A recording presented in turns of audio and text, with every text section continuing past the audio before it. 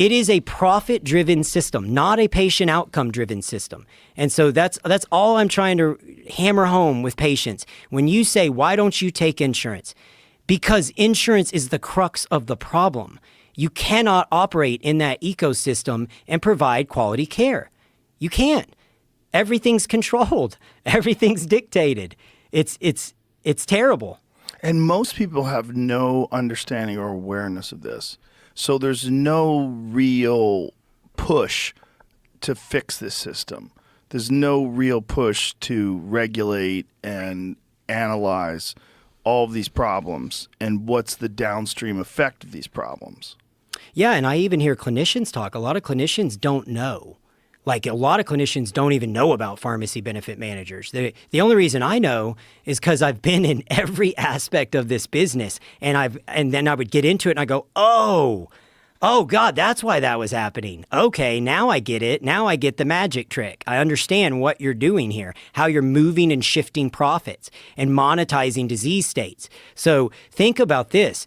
If I can monetize your diabetes, why would I cure or prevent your diabetes, right?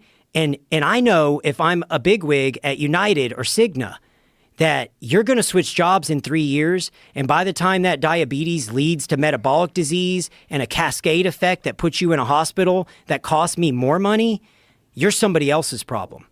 Or if I can stall it long enough, you're the federal government's problem. And so every aspect of healthcare is focused on that quarter, on that time frame. Another terrible example of surgery, and this is honest to God. I talked to my buddy who's a president at an orthopedic company. He told me he was sitting down with a surgery center about joints. And there's a new joint that they have, and it's more expensive, but the efficacy data of the long-term benefits on it astronomically outperform the other joint that this hospital system was using. He sat down with the CEO of the hospital, and he said, here's the data, 5 years out, here's what we're seeing, da-da-da-da-da. The CEO said, I don't give a shit what happens 5 years out.